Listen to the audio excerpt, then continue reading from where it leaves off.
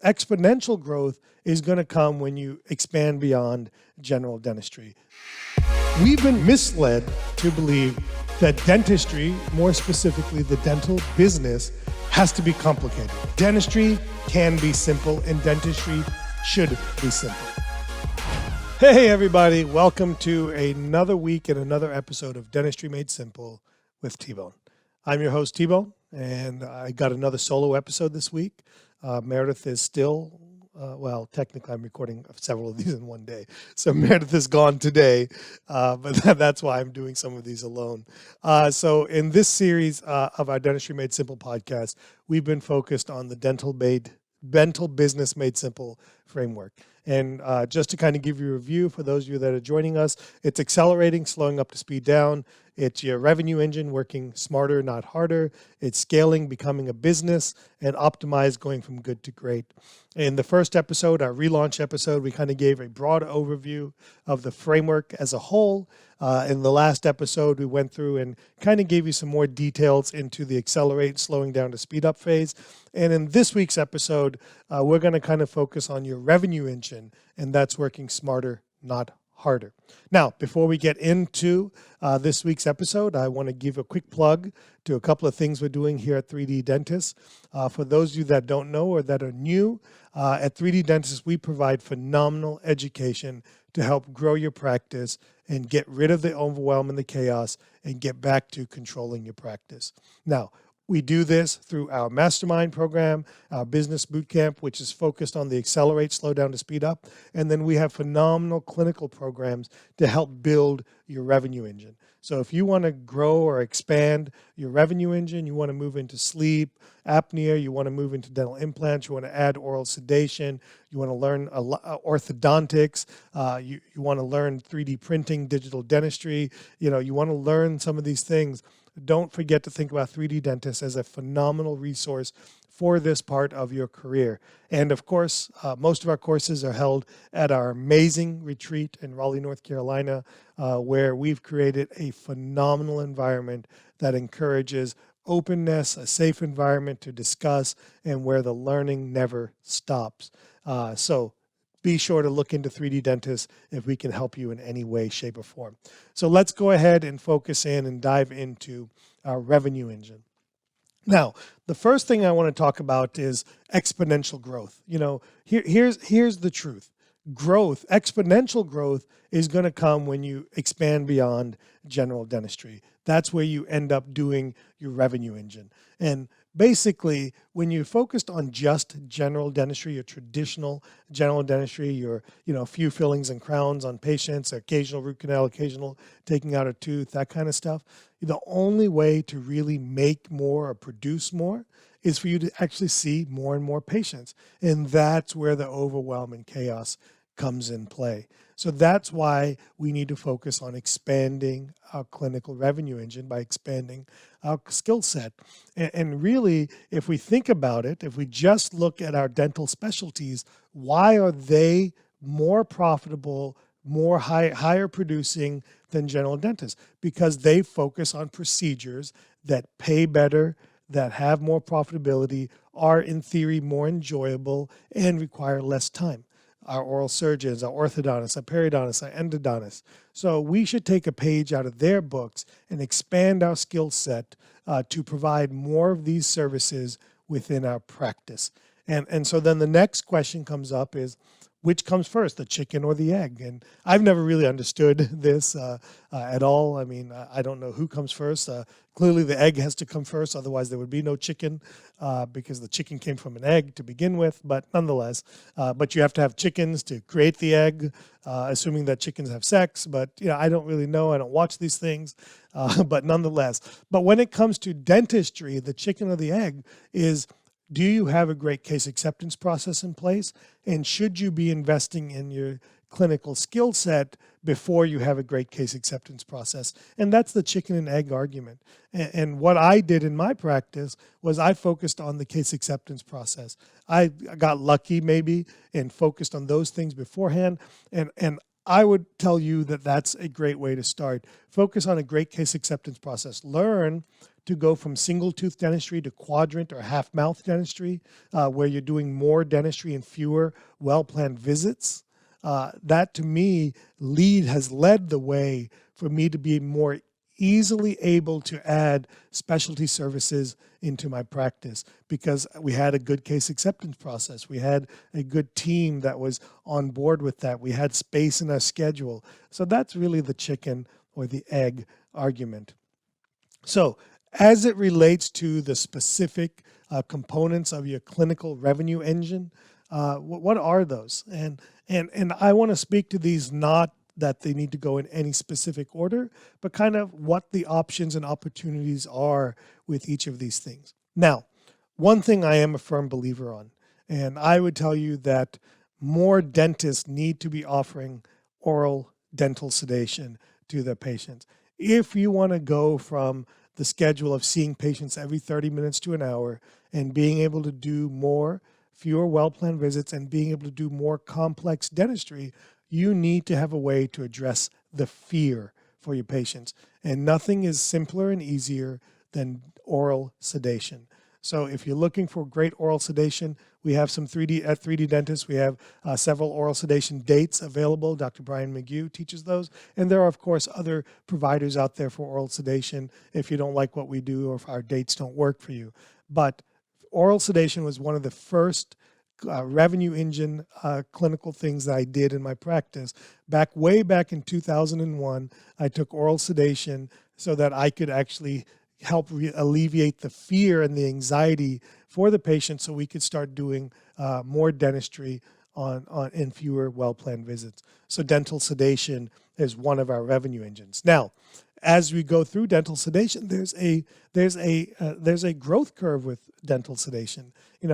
You shouldn't be stuck in just oral sedation. So for those of you that are like myself that have been doing oral sedation for a decade or more or many years, there is IV sedation. And at some point you should also take IV sedation training. I recently completed my IV sedation training a few years back, and it's been fantastic. The ability to provide IV sedation, to get a more profound level of sedation for shorter bursts of time with more titratable control is fantastic.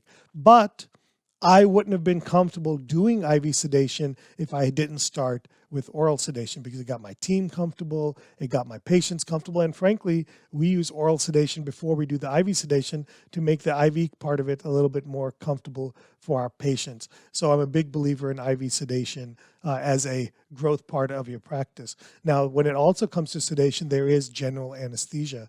Now, many of you will probably never really need general anesthesia in your practice.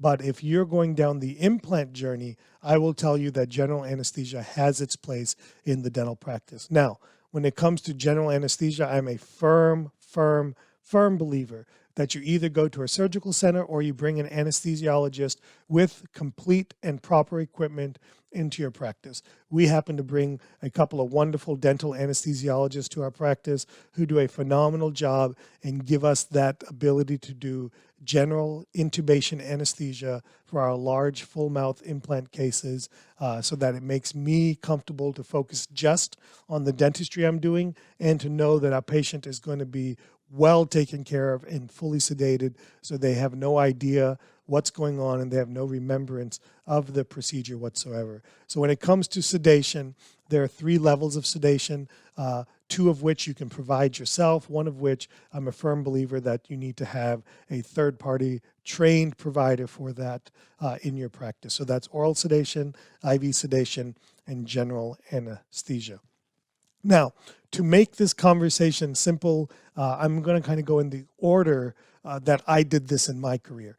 Going back to 1999 when I graduated dental school, in late 2000 when I opened my dental practice, and kind of that journey or that process for me.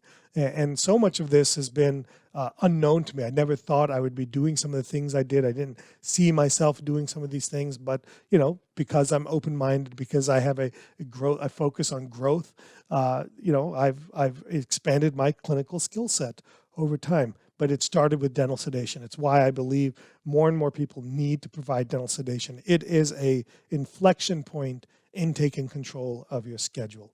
The next thing that I started doing was complex restorative dentistry.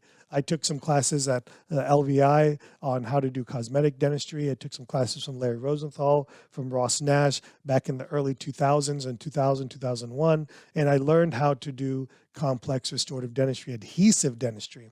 Now, for some of you that are younger, it's hard for you to understand that there was a time where there wasn't adhesive dentistry. I was kind of on that inflection time in dentistry where we were moving from alloy-based cemented dentistry to ceramic-based adhesive dentistry. And so I learned, because in dental school I didn't learn a lot about adhesive dentistry or cosmetic dentistry at all. So that was an area that I wanted to focus on early in my career. So I focused on complex restorative. I learned smile design. I learned bonded onlays. I learned all ceramic crowns. I learned, full mouth rehab, understanding bites, managing occlusion, redoing patients' bites segmentally all at once, some of these things. So complex restorative is a great way. And that's really, to me, is where dental sedation really started coming in, because then we started doing procedures that were 2, 3, 4 hours long, because we were doing 10 veneers, we were doing upper and lower veneers, we're doing half a mouth reconstruction, upper arch reconstruction, and we had these longer appointments, and we had a lot of older dentistry we were undoing, and so that kind of was my foray into understanding the need of oral sedation, was implementing complex restorative. The next thing I did after I implemented complex restorative dentistry is I kind of went into the digital world. And I bought, for many of you that don't know, I bought CEREC in 2003. I kept it for 3 months and I returned it 3 months later in March, April of 2003. And then I gave up on it. But I was seeing my friends and seeing so many other people do well with CEREC that I decided to give it another try in 2004. And I've been a great, big proponent of digital dentistry ever since, because I've seen how digital dentistry has really changed my career. Back then, it was all about reducing the patient visits. Because we were starting to do more sedation dentistry, I got tired of, I thought it was unnecessary to sedate people just to deliver 1 or 2 crowns, and chairside CAD/CAM dentistry, CEREC in specific, allowed me to get rid of that component, because now I was able to do all of that dentistry in a single visit. And that really started my efficiency journey, where while the restoration was milling, I was able to do the direct restorations in that part of the mouth or another part of the mouth. While the restoration was milling, I was able to go have safe and convenient and non-rushed hygiene checks and do better diagnosis. So that kind of really got the ball rolling for me on digital dentistry. Now, for me, digital dentistry started as chairside CAD/CAM dentistry. It was the only option, quite frankly, back then. And then it expanded into digital impressions later on, where I was taking digital impressions, sending things to the lab to help remove the need for impressions. And that was the real goal at that point in time. The next part of digital dentistry and that technology realm was CBCT in 2008, 2009. I bought a CBCT, and that's really when things started really taking off for our practice. I started seeing things, being able to communicate them better to patients, being able to do more dentistry, because CBCT opened the world of dental implants to me, and I'll talk about that here in a moment. But digital dentistry, and doing digital impressions, doing CBCT, the next step was getting digital impression machines for multiple operatories for my hygienists, so that they could start taking digital dentistry, they could start taking digital impressions, and really start supporting our night guards, start supporting our orthodontics, start supporting our sleep apnea, start supporting our surgical guides, really having that ability to take digital impressions kind of anywhere at any time without the bottleneck of having to wait on my CEREC machine. That was important. And then more recently, in the last couple of years, we've started doing 3D printing in our practice. And so digital dentistry and 3D printing has opened up in-house surgical guides, in-house temps, night guards, dental models and diagnostic wax-ups, veneer shell temps. It's really kind of dentures. I don't do any dentures or partials, but dentures, and soon hybrid, provisional hybrids. that printing is really kind of taking that next step in where digital dentistry is going. And again, digital dentistry doesn't make a ton of sense for people if you're not doing advanced skill sets or you don't have that desire to do advanced skill sets. So the second part of my journey was digital dentistry. Now, once we got past digital dentistry, or along the way, the CBCT kind of opened me up to dental implants. And that journey started in 2000. Well, it started before 2008. Quite frankly, it started in about 2006. I went and took some freehand implant training, and I went and did some really not so good implants on my patients, and I gave up. Because I wasn't confident. I knew I wasn't doing it very well. It wasn't enjoyable because, it was an event and I was nervous and my stomach was in knots. And so I just didn't enjoy doing it. So I stopped doing it. And then that's where Cone Beam reopened for me is my journey into dental implants. And that journey is still ongoing. It's amazing. 12 years later, I'm still learning and expanding my scope of dental implants. Implant dentistry is absolutely amazing. I started with single tooth edentulous sites in the posterior. Then I started doing anterior implants. Then we started doing immediate implants where we take out the tooth and put the implant in at the same time. Then I started doing overdentures. I've since stopped doing overdentures because I didn't enjoy the denture part of the overdenture. And then we moved into fixed hybrids and the all on X concept. And that part has been absolutely amazing for me. Along the way, we've learned sinus lifts, extraction sockets, lateral grafting. All of these are designed to support dental implants. And really the reason I got into dental implants is because it was a barrier point for some of my patients that wanted cosmetic dentistry. They'd be missing one tooth in the front and I'd have to send them somewhere and I wouldn't see them again for 4 or 5 months. I didn't know what happened to them. We weren't able to control the fees. We weren't able to quote things. So I was finally like, I just need to do this myself and I need to do it well. And so that's kind of where I got into the implant part of it. So, if you're ready to start adding implants to your clinical skill set, we'd love to have you at our digital implant continuum where we provide live patients for you, where we provide you the lecture, the hands-on, the didactic portion of it, and we provide you live patient experience so you and your assistant can go back to your office ready to hit that ground running. And then we sprinkle in our business. Our secret sauce is our practicality and our business. We sprinkle that in with you, and then we combine it with the retreat atmosphere, and just magical things happen. We're seeing amazing things for those dentists who are coming through our digital implant continuum. The next part of this, after dental sedation, cosmetic or complex restorative, digital dentistry, dental implants, the next clinical growth pattern for me was sleep apnea. And again, I got into sleep apnea because I was a customer myself, because I needed a dental device because my wife was kicking me out of the room. So I started by making myself my own device. And then I saw the results from that, and I said, hey, I should do this. And, we dabbled in sleep apnea. We provided appliances here and there. Over the years, the devices themselves have gotten so much better, so much slimmer and so much, using digital milling technologies and printing technologies. They've gotten so much thinner, and they don't stink as much. They don't look nearly as bad. They're easier for patients to use. They're more comfortable because they have a softer lining or flexible lining in them. It's been amazing.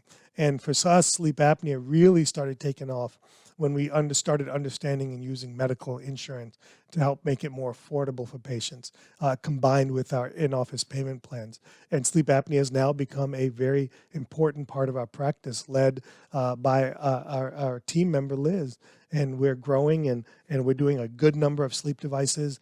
We have a good referral network that refers to us. We still get patients from within our practice, and sleep apnea kind of it's its own little store that's grown amazingly well. I will say this about sleep apnea. Sleep apnea is probably one of the more difficult things to implement into your practice because it's not like everyday dentistry that we do. There is more hoops to jump through. We have to get a diagnosis. We have to help our patients get diagnosed. We have to get a prescription from their physician. So there are more hoops to jump through. And through our sleep apnea training programs with Dr. Aaron Elliott, we walk you guys through this. We walk your team through this. We give you a proven implementation process. But I also want people to know going into it that nobody gives you money for free, and good things don't come easy. It takes time and effort and commitment to making sleep apnea work.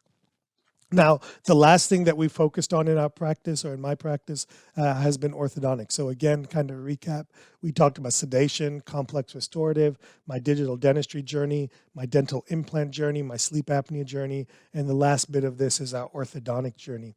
And orthodontics has become easier than ever. I remember so well in dental school that I was like, this bracket placement and wire bending and making bites perfect, and oh my God, it was just so tedious and drove me, although I was very jealous of the orthodontist because, you know, most of the assistants did all the work and the orthodontist kind of had a cush life, you know, or at least that's what it looked like to me on the outside. I don't know from experience.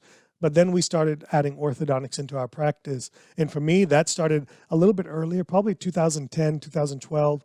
I took some straight wire orthodontic training from 6-month braces from PowerProc, 6-month braces from Rick DePaul. Then I took some training from Ryan Swain with 6-month smiles. And then I kind of got into the bracket game.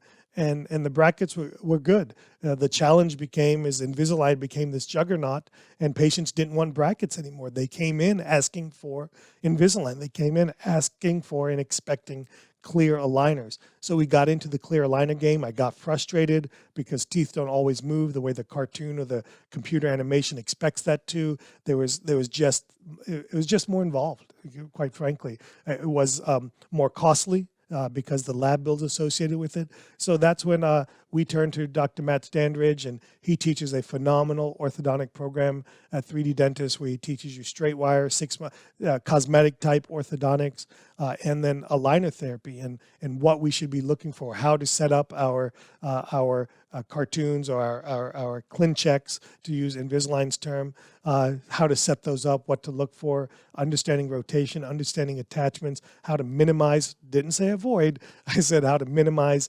refinements, how to set expectations. And really our focus is adult cosmetic orthodontics. Focus on those 10 front teeth, getting those into alignment, kind of leaving the bite alone, leaving the molars as anchor points and letting them do that, and kind of picking cases that kind of fit into the realm of general dentist-led clear aligner therapy. So that's been our goal, and that's kind of been our journey. And through this all, we've had great diversification that allows us to kind of recession-proof our practice. We're able to offer a lot of services to our patients, so we don't have to refer out a lot. We have great relationships with our referral base because we diagnose more, so we send out more.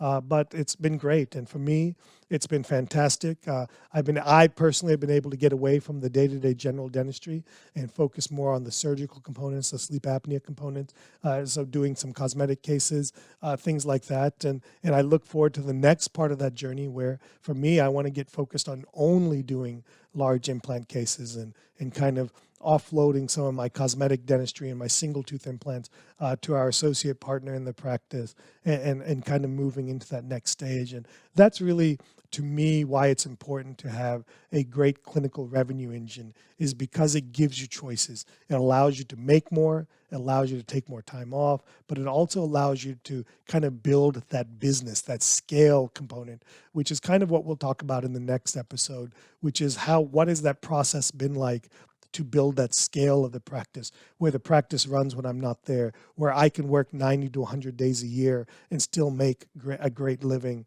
because I'm focused on the dentistry I want, but yet we're taking care of patients when I'm not there. That's kind of the next component. That became a necessity because I wanted to do more and more of the invest in my clinical revenue engine. So again, I want to thank you for tuning in to Dentistry Made Simple. If you're finding these episodes helpful and refreshing, please let us know if there's something specific you want us to talk about. Reach out to us in social media or email us at marketing@3d-dentists.com.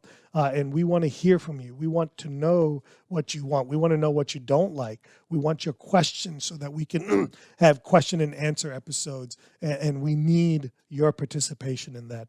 So again, thank you so much. If we can help you at 3D Dentist, if we can help you through the podcast, don't hesitate to reach out, and I'll see you next week.